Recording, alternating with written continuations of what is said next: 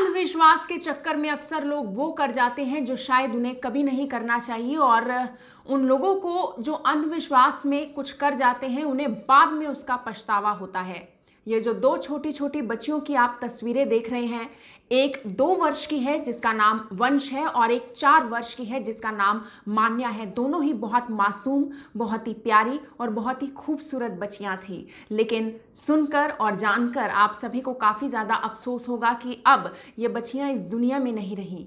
इन दोनों बच्चियों की मौत का कारण सांप का काटना तो रहा ही, लेकिन उसका एक बड़ा कारण अंधविश्वास भी रहा। क्योंकि जैसे इन दोनों बच्चियों को सांप ने काट लिया, उसके बाद माता पिता तुरंत उसे एक बाबा के पास ले गए, यानी कि दोनों बच्चियों को बाबा के पास ले गए और बाबा 3 घंटों तक मरी हुई बच्चियों के साथ झाड़ फूंक करता रहा, उन्हें भस्म देता रहा। लेकिन उस बाबा ने भी ये नहीं बताया कि ये बच्चियां बेसुध नहीं बल्कि ये बच्चियां तो मृत हैं, यानी कि ये बच्चियां तो मर चुकी हैं। दरअसल ये पूरा का पूरा मामला राजस्थान का बताया जा रहा है, राजस्थान के दौसा जिला का बताया जा रहा है, जहां पर यह बताया जा रहा है कि मंगलवार को ये दोनों बच्चियां, यानी कि 4 लोगों का ये परिवार था, जिसमें पूजा रोहिताज जो कि पति पत्नी हैं, जिनकी शादी साल 2018 में हुई, जिनकी ये 2 बच्चियां थी, एक 2 वर्ष की और एक 4 वर्ष की, जिनका नाम मैंने आपको पहले भी बताया, एक का नाम वंश है और एक का नाम मान्या है। दोनों बच्चियां अपने माता पिता के साथ अपने मकान में सो रही थी और ऐसे में रात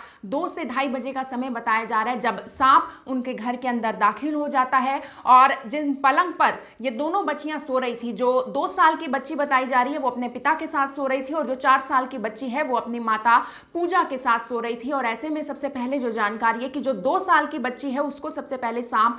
काट लेता है, सांप डस लेता है। जिसके बाद ये जानकारी है कि जो 2 साल की बच्ची है वो शारीरिक रूप से थोड़ी सी कमजोर थी तो वो ज्यादा चिल्ला नहीं पाई, लेकिन जैसे ही 4 वर्षीय मान्या को कान के पास वो सांप काटता है, उसके बाद वो अचानक से चिल्ला पड़ती है। पूजा उठ जाती है, उसके चिल्लाने की आवाज सुनकर आस पड़ोस के लोग भी घर पर आ जाते हैं और पूजा ने जैसे ही देखा अपनी बेटी को, वो यानी कि काफी ज्यादा हैरान हो गई, क्योंकि उसके कान के पास वो सांप बुरे तरीके से लिपटा पड़ा था। उस सांप को पूजा ने, यानी कि मान्या की मां ने हटाया और उसके बाद तुरंत दोनों पति पत्नी परिवार के लोग दोनों बच्चियों को अस्पताल लेकर जाने की बजाय बाबा के पास ले गए और बाबा 3 घंटे तक झाड़ फूंक करता रहा, लेकिन दोनों बच्चियां बच नहीं पाई। दोनों बच्चियों की मौके पर ही मौत हो गई थी। ऐसे में जब 3 घंटे बाद माता पिता ने देखा कि दोनों बच्चियों को तो होश नहीं आ रहा, वो उन्हें जिला के ही एक सरकारी अस्पताल में लेकर जाते हैं और हॉस्पिटल में जाकर ये जानकारी मिलती है, डॉक्टर्स ये बता देते हैं कि ये बच्चियां तो पहले ही मर चुकी थी। ऐसे में जो जिला अस्पताल के पीएमओ हैं उन्होंने भी यही जानकारी दी